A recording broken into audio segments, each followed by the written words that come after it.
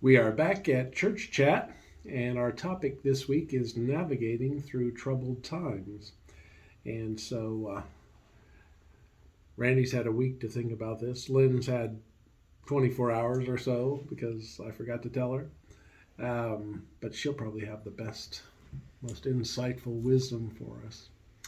So, as I was thinking on our topic, I realized that we indeed live in changing, troubled times, and a lot of the things we took for granted, you can't count on anymore.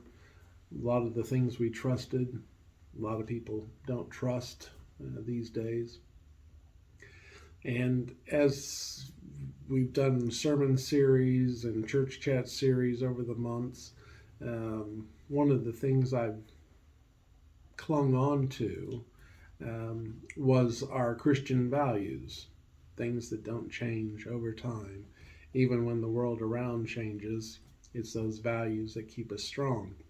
And those values, love, forgiveness, hope, grace, mercy, compassion, peace, all of those, they inform our identity, our character as Christians. And that will help us maintain our path on this troubled journey. And then it occurred to me that one thing that I've tried to do in my ministry and try to maintain is creating beauty, whether that's with the building, whether that's with worship. And so being creative when the whole world has gone crazy and bringing some beauty, creating joy, creating positive experiences can help lessen the emotions and the troubles and the bad feelings about everything we're facing. And so those are the things that I have come up with, values, maintaining our character, and then creating beauty and joy in the midst of the turmoil. So now we'll see what Lynn and Randy have come up with. Well, I told Sid since I was the oldest, I probably ought to come up with something. I thought about what his text said yesterday, navigating during challenging times, which is the same as troubled times. And the first word, navigating, I thought to the way they navigated in the Bible was by the stars. And then I thought about challenging times. And good heavens, you cannot read the Bible without reading a lot of challenging times. The people of God have always faced challenging times, even before they were Christians. But the navigating by the stars kind of got me to thinking, because when you're trying to find things in the night sky, you often go to the North Star because that's dependably in the same place. And that's kind of a symbol in my mind for God, that God is still always there in the same place. Even though things around us are going crazy, we can stick with that as our North Star. So I thought about challenging times personally, and one was professionally. When I was responsible, I was CEO of 2 home cares and a hospice. I had 60 employees. I had to do all the hiring and the firing and making sure all the workers' comp rules and everything were followed. Write the budget and then try to follow the budget and account for why I didn't, if I didn't. Make sure we were in compliance with Joint Commission accreditation. And sometimes it would just get to me, and I would feel like I was responsible for the whole world. And the solution was kind of what Sid was talking about, creating joy or finding your own joyful place. I could be at Rocky Mountain National Park in 90 minutes, and that's what I would do. Summer, spring, winter, fall, when it got to be too much, I'd go up either to Rocky Mountain National Park or to Big Thompson Canyon. One had the noise of the pine trees blowing. The other one had that plus the river. That would just kind of, you can't look up at those giant cliffs and feel anything but small. It puts your perspective back. So I guess adjust your perspective.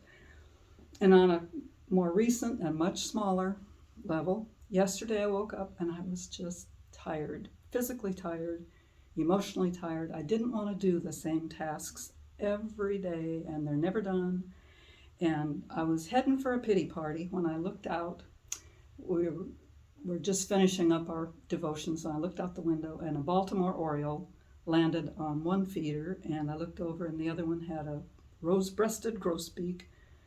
And if I had been able to stand up and look out at the neighbor's driveway, I might very well have seen fox kits boxing and tumbling around.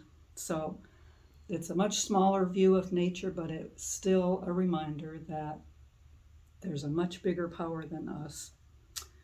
The last thing I would say is when things get tough and don't make sense to you, besides remembering that that's gone on throughout all history, God is there, and prayer just seems to make all the difference. So I wrote down pray dash a lot, and then pray some more, and then pray the prayer that is always answered. And that's basically any prayer you pray. If you, in my mind, you just tack on, but not my will, but thine be done, because that's what's going to happen anyway, and then you cannot say your prayers are not answered. Last thing is talk to a friend. I had an experience with them the last couple of weeks, and I guess I was grumbling or something, and lo and behold, that person just insisted on coming over to help, and my yard work got done in half the time, and that has been such a blessing. So church family, we're there for each other. Sometimes you just have to reach out when you don't know what else to do. So it's hard to think about navigating through challenging times without drawing back to the pandemic and all of the changes and the disruptions in our lives that had caused. Learning new technologies, working from home, going to school from home, and all of that. But going through all of that, I honestly thought that once we got through the pandemic, that I would see people grateful to be reunited with family and friends, that I thought I would see people appreciative of the things that they have, people coming together in community, helping one another out, and being the pragmatic Americans that we are. I thought I would see us rolling up our sleeves and getting back to work. And sadly, in a lot of cases, I've been proven wrong. The news is just full of accounts of senseless violence, crime rates going up, people not wanting to go to work, and it just feels like there is a lot of selfishness in this world. I've been, in the past 3 weeks, I've actually gone back into the building, and you would think that during the pandemic that people just forgot how to drive. It's just so inconsiderate to one another. But on the positive side, all of those things that I thought I would see, I have seen here at Crossroads. I feel like we have drawn together as a close-knit family. We care about each other genuinely. We're happy to see one another again, and we're there for support for those that have really struggled through the pandemic. And so, as Pastor Sid and Lynn all said, our church family, our church values, I think that truly is what gets us through troubling times, and drawing on the strength of one another. It's very valuable to me. I want to thank Lynn and Randy for the time that they offer all of us each week in coming up with insightful, helpful thoughts and comments. I was watching a news report recently that was talking about coming out of the pandemic, sort of what Randy was mentioning. And the expert said that we have to recognize that we are all grieving, that we have lost lots of things. Some have lost jobs, some have lost loved ones. We've just lost a sense of community, and there is grief that is associated with those losses.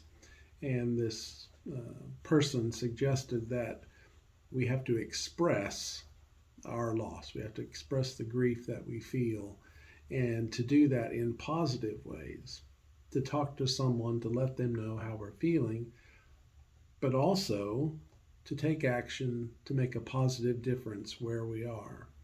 And so there's lots of ways, as Len and Randy both have mentioned, and my own comments, as we are facing challenging times, there is a way to make it better. There is a way to come together. There is a way to follow Christ through all of this.